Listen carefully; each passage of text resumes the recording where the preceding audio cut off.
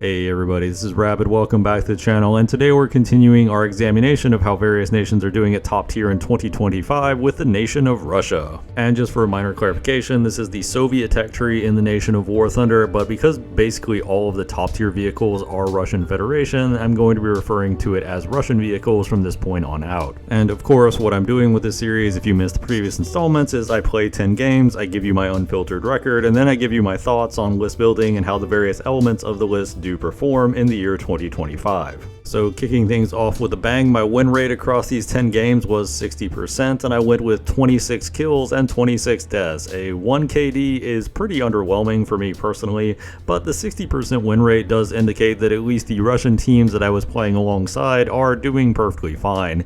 However, there is a bit of an asterisk with that. I'll discuss it more when we get to the end of the video, but I did find that there was a lot of variability in how good of a team you could get. I also played more than 10 games, but I'll go through that later in the video because it'll be more relevant to specific sections. Now, as far as the MBT lineup, I went with the T90M and the T80 BVM. Honestly, I feel like these are the two that you want to play. The rest of them are very meh. A lot of them aren't really that good. The T72 B3s in particular are pretty weak sauce. Their upper front plate can be penned by DM53, which is a bit of a disadvantage, especially given they have slow reloads and poor reverse gears. You could play them. Their armor is decent enough in a lot of situations, but I really don't think they're worth it in most scenarios, and you're definitely taking out the T80 BVM and the T90M first. But that being said, honestly, if you are going to pick a vehicle that gets upper front plated by DM53, you might as well play the T80Us, because the T80Us have more powerful engines and also a slightly faster reload. The reload on the T80Us can actually beat the reload on a Leopard if the Leopard crews aren't experted, although anecdotally, it feels like when I'm playing top tier, the majority of enemies are using experted crews, but it is at least noteworthy. Now, very little, if any, has really changed in the Russian top tier MBT lineup since last we looked at them. However, I do feel the need to reevaluate it, especially based on a few different factors. One of the big ones was the modeling of the autoloader. I've seen some Russian players complain that the modeling of the autoloader is a disadvantage because the autoloader gets crippled, you can't reload shells, you have to fix it, etc, etc. But this is like complaining that if your ammo rack gets hit and you have blowout panels that you lose all of your ammo. I mean, the alternative is that you would be dead. And if the autoloader wasn't modeled at all, then the only thing there is basically ammo and crew, and you would just be annihilated. So the idea of the autoloader itself getting disabled in exchange for not dying is perfectly fine, especially when you consider the scenario of you don't see an enemy, they shoot you in the side, and you still have a shell in the chamber, so you turn around, kill them, and then just fix your ammo rack. It really is one of those things that seemed like it might be a nerf initially, but ultimately ended up being more of a buff than anything. This also brings up that currently Gaijin are looking at with the next update, updating the model of Russian tanks further, and honestly, given that their last few quote-unquote nerfs to the damage models of Russian tanks have basically just been buffs or haven't done anything at all, my current expectation is that that trend will basically remain the same. I will be somewhat surprised if it does end up being a legitimate nerf that severely hampers these vehicles. All that being said, I do feel like Russia is one of those nations that if you don't play it in a long time, it can be a little hard to shake the rust off, and a big reason for that is if you get used to playing NATO tanks, obviously the last two nations I played were USA and Germany, you get used to having a good reverse gear and a half-decent reload, and if you jump into something like a T90M where you have neither of those things, you are actually outclassed by literally everything you fight in those areas, you're gonna be in for a rough day if you plan around having those attributes, and that was my biggest stumbling block going back to Russia. I just don't play Russian top tier that much because I find a lot of their vehicles are kind of boring and linear. They basically do exactly one thing really well, or sometimes not as well, but most of the time they do one thing really well, but it means that there's not enough variety in terms of how you play them, so it's not as interesting for me. Now, one rather interesting comment I saw in terms of Russian top tier MBTs was somebody thought the fuel tanks went up all the time. Now, I had 0 fuel tank explosions, not just in the 10 games I played, but in a lot of the other supporting games as well. And one thing that I noticed with fuel explosions is that fuel explosions occur a lot more often on lower crew skill vehicles.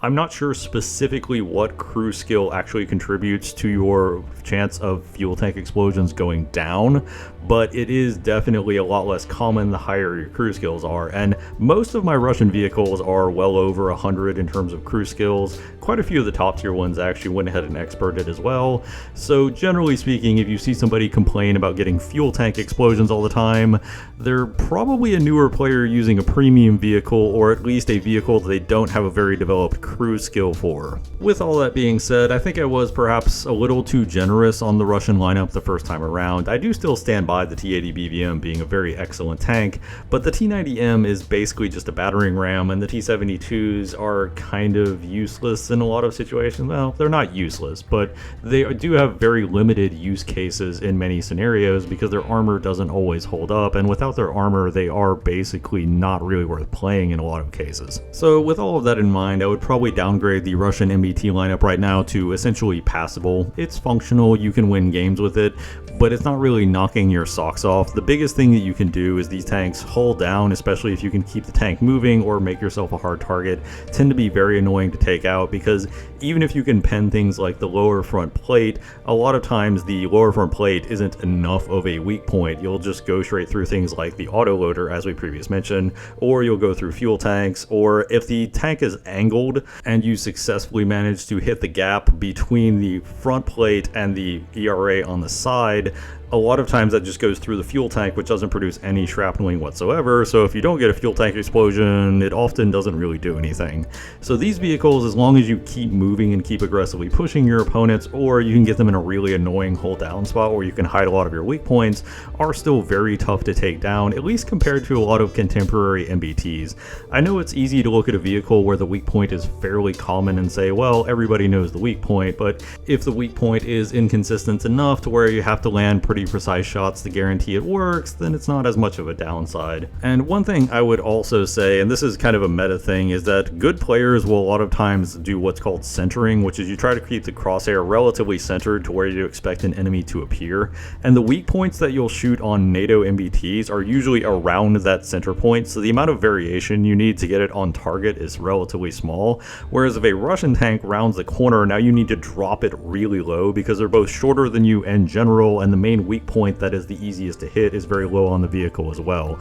So the centering aspect also leads to scenarios where Russian tanks get this narrow window in terms of being able to snap to target that the enemy MBT might not have, or the enemy MBT might have to rush a shot at something that's suboptimal like a turret ring or a driver's hatch that they might not hit, especially if they're trying to snap it on you while you're moving. And moving into the anti-air, and I'm going to get this out of the way right now, Russia is getting an updated anti-air, it's the book, but as I recently said when I was reviewing all of the anti-air, the Pantsir is still fine. I didn't have any issues with it in my games. You could still generally intercept munitions fine, it was still very lethal to planes that weren't paying attention, perfectly fine, and honestly the caliber of munitions you fight when you're playing with Russia as opposed to against Russia is noticeably weaker. You're not fighting things like Kh-38MTs, you're fighting a lot of Mavericks, you're fighting the occasional Spike or Hellfire, and these are slow moving munitions that if you pay attention to your radar, you pay attention to essentially what's going on around you, you have good situational awareness, a lot of times you can just knock them out of the sky.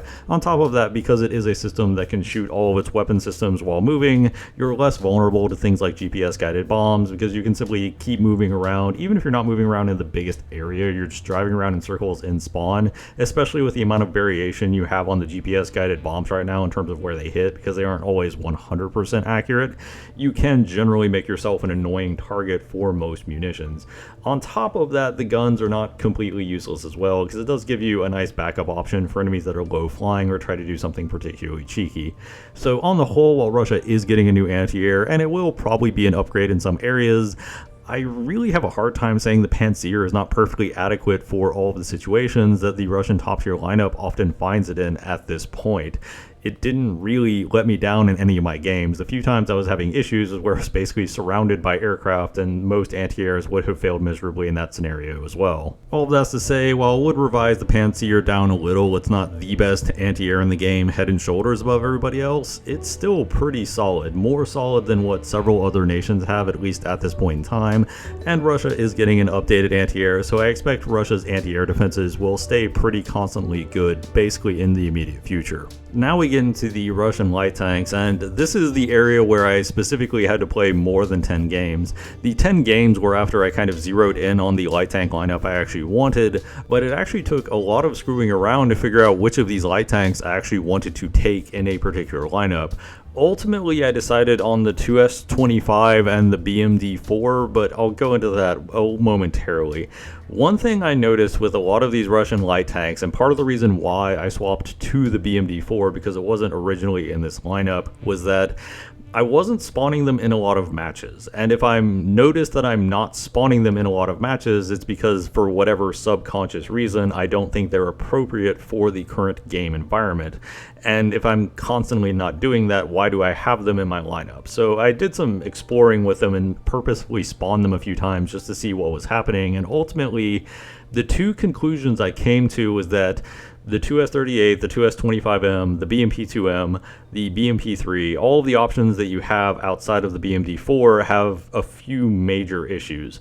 The first one is that they're not considerably faster than your average MBT. They're not even really noticeably faster in most cases. Some of them are actually slower. And this leads to an issue in that they're getting to positions slower than MBTs. On top of that, none of them have any meaningful armor, so you're getting to a position slower with less armor.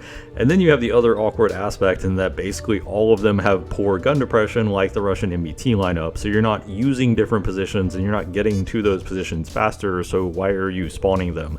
And that was essentially what I kept coming back to. Now, certainly some of them do have the ability to upgrade their gun depression by using things like hydropneumatic suspension, but you do often have to get kind of creative to make these vehicles work in certain positions, and that was the aspect that I found personally made these light tanks less desirable to spawn than some of their contemporaries in, say, the German tech tree or the American tech tree. One thing in particular, the Boxer Vilcus is kind of a mid vehicle, but because it's a fast wheeled vehicle with an autocannon feels an interesting role in the German lineup. These vehicles are kind of the opposite. A lot of them are actually pretty solid. The 2S25M has basically the same gun as you have on the T90M. The BMP2M has an excellent combination of autocannon and missiles that can deal with basically any target. And then you have things like the 2S38 that, even though the penetration isn't quite as wacky and top tier as it is at a native battle rating, is still a very functional vehicle. These vehicles are really good in a vacuum, but as soon as you add them into the lineup, they just don't bring as much to the table as you get from some of the other nations' light tanks. Even some of the light tanks that are a little on the slower side still at least have the advantage of unmanned turrets with good gun depression, so they can use elevated positions incredibly well, which none of these really do to the same extent. The 2S38 in particular does have an unmanned turret, but its gun depression is absolutely awful, and this limits the number of places you can realistically play the vehicle. This is what led me to kind of circle back around to the 2S25M Sprut and the BMD4M, and the reason for these two vehicles specifically is that both of them have a noticeable mobility edge over the MBTs. They're not that much faster than the MBTs, but they are pretty light compared to how powerful their engines are, and they have decent-ish reverse gears. The BMD4M is like 20 kbh, it's not terrible, it's not great, but the Sprut M actually has a pretty good reverse gear, closer to what you'd expect on a NATO tank. They are pretty lightweight vehicles, and they can get into pretty annoying positions, and that's kind of what I ultimately ended up settled on as the light tank lineup. Now, this did bring up a rather weird observation that I'm not sure if this is something that I just didn't notice before or has only come up recently, but the NATO tanks in particular that have started getting more reinforcing on the side armor actually have become a lot more of a problem for the Russian 30mm than I initially thought. I think the most common example of this is the SEP V2, although this regular SEP and even things like the Stridsvagn 122B Plus with the reinforced upper side armor, I did notice that the shells for the 30mm were doing significantly less damage than they were on some of the older model MBTs. And the Abrams with the ARAT in particular, I think is a great example of, yes, it doesn't technically stop the shell, but it does really reduce the post-pen damage until you bore through that ARAT package. The BMP2M can kind of do it because the BMP2M has a very high rate of fire, but if you're using something like the BMP3 or the BMD4M that has a fairly modest rate of fire, and they also have less penetration at only about 80mm, you will definitely notice that ARAT is a pretty significant obstacle to taking down those tanks. You almost have to catch them completely by surprise to really stand any chance. Honestly, even with the BMP3, that 100mm of penetration was not quite doing as much damage as I needed to, and it led to a few deaths to Abrams that I wasn't wasn't wholly expecting. I wouldn't say this causes me to completely revisit my opinion on the Set V2. I still feel like it's excessively heavy and that armor is pretty situational, but this one situation, it did prove to be a more annoying opponent, and things like the Stridsvogn 122B Plus can be very tedious to deal with in that side armor. Of course, this is the part that I really don't like because right now I am functionally recommending a premium vehicle. However, the current spoilers for the next patch do have a Tech Tree BMD4 coming out.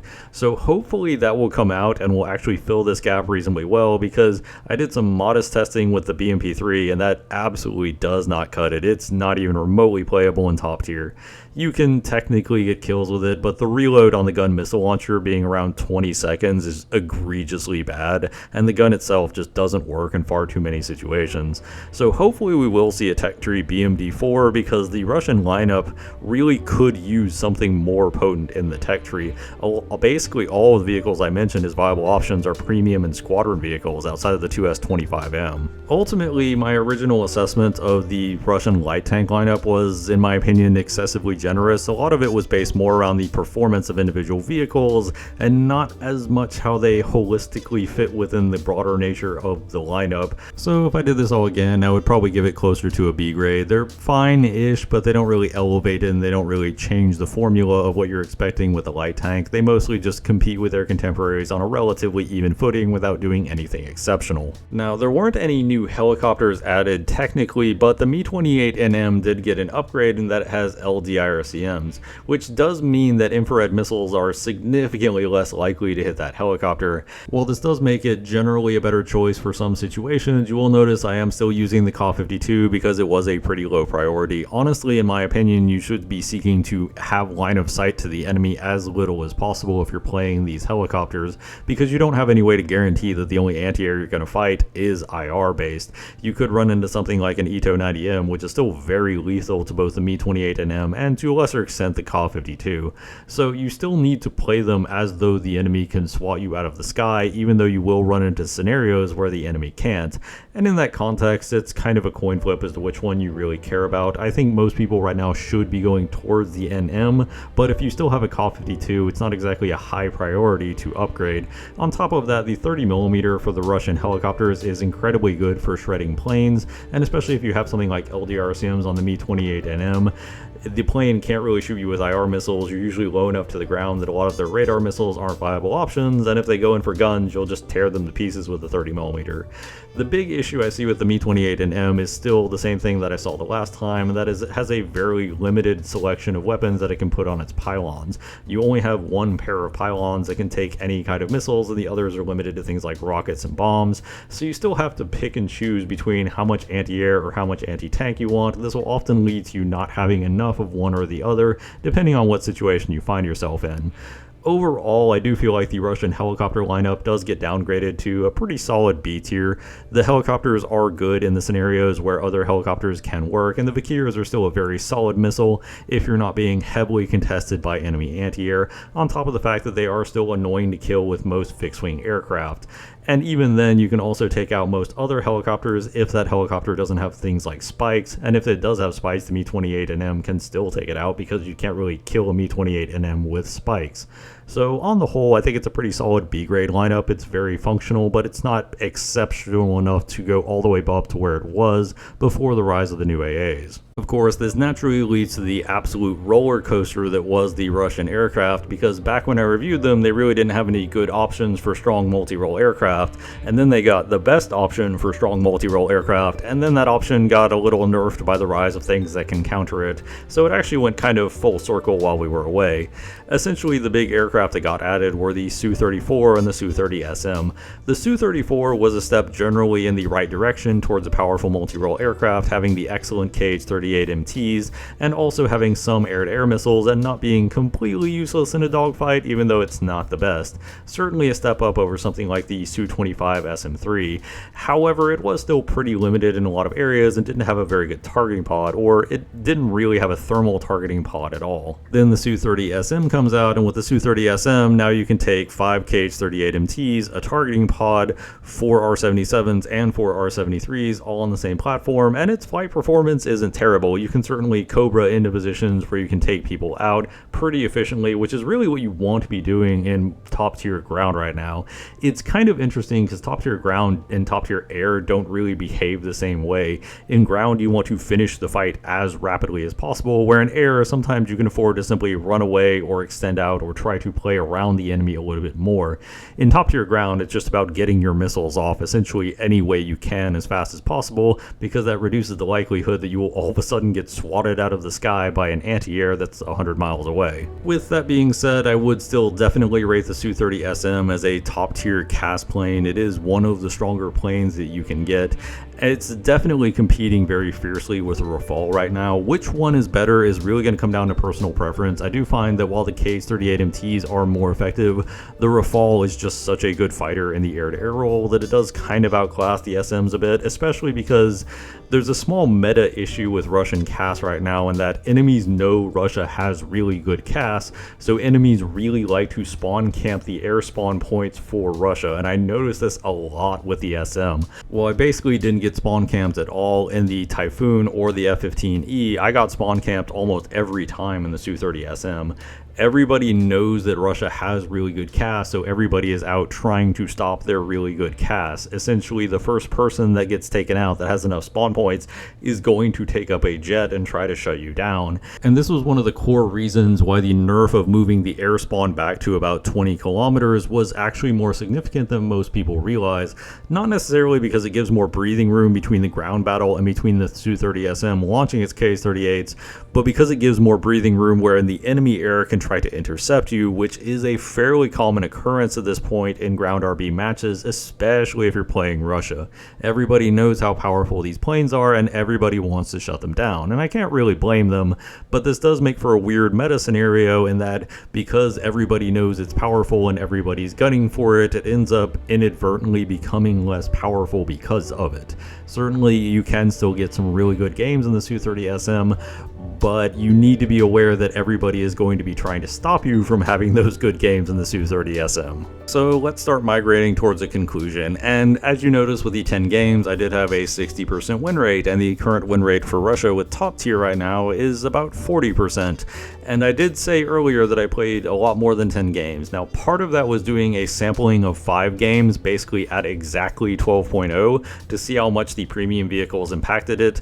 In those games, I only had a 20% win rate, so yeah, the premium vehicles actually do impact it. Ironically, I had much better games at 12.0 because I was playing against more enemy premium vehicles that didn't really know what they were doing and didn't really know where to shoot me, but it also meant that my teammates were considerably less useful. So if you can, and this is one of the only nations where I would really suggest this, try to get a Su-30SM in your lineup and try to drag yourself up to 13.0 so that you don't have to have as many of these premium player teammates. This is one of the only nations where I actually think it's a positive to go as high up as possible, whereas most other nations it's kind of meh. Not just because you're getting the Su-30SM, but also because you get less premium teammates alongside you. On top of that, I did also notice I was doing a lot of testing with the light tanks at top tier, and those games had basically the same result. The Russian teammates, if you're in 12.0 to 13.0, are fine. It's when you're in 12.0 to 11.0 that they really start to fall apart. So this is one of those odd aspects, and that I think the raw stats aren't telling the entirety of the story, because my experience was that the 11.7s are pretty rough, but as long as you go above that, you're usually fine. On the whole, I think the biggest mistake that Gaijin could make would be to push out a bunch of really potent buffs for Russia simply based on this one data point. And it does seem like Gaijin is at least aware enough that this might be an anomaly and they might simply be able to ride it out, that they aren't rushing out upgrades right away, because it would be very easy to accidentally overbuff Russia and end up with an entire other 4 years of Russian dominance. If you were to ask me honestly areas in which I feel like Russia could be improved at top tier right now, the biggest one is really the light tanks. If Russia could get a light tank that was considerably more mobile than its MBTs in the mainline tech tree, I think that would be a pretty big boon for Russia. The biggest issue is that I love the BMB-2M, it's a good vehicle, but ultimately it doesn't offer enough advantages over an MBT. If you execute a really good flank off, the fast-firing autocannon can shred people, but you don't really have any special capability to execute that flank that your MBTs don't. So overall, if there is another BMD4 coming out in the mainline Russian tech tree, which honestly I'm all for more BMD4s, more BMDs in general. I actually really like the BMD as a vehicle. I've been kind of disappointed that they've only been pushing them out as event or premium vehicles up to this point. But if they do end up with a tech tree BMD4 variant, that might actually be pretty excellent and exactly what Russia needs, not just in terms of capabilities, but also to get people's interest curve up for Russia. At the end of the day, adding something like a T-72B3A to the lineup that doesn't really do anything while other nations are getting shiny new anti-airs or helicopters or planes or whatever doesn't make Russia a very appealing option to play with, whereas adding some really fun light vehicle like a BMD-4, adding a new anti-air, stuff like that, could motivate more of the experienced players to come back to Russia and check it out. And all of that's basically to say that I feel like inflating the problem of the 40% win rate out of context could make it seem like Russia needs a massive buff like right now. But at this point, my honest opinion is that at most Russia really just needs some minor tweaks to be a little bit more competitive, and that's really it. I don't think the nation is as far away from being good as you might think by simply looking at something like the raw win rate. But those are just my opinions on the matter. Let me know in the comments down below what you think of playing Russian top tier right now. Do you love it? Do you hate it? What are your favorite vehicles? I always love to hear from you guys. If you liked the video, you found it entertaining, a like and subscribe always helps out the channel. As always, danke bitte, tschüss.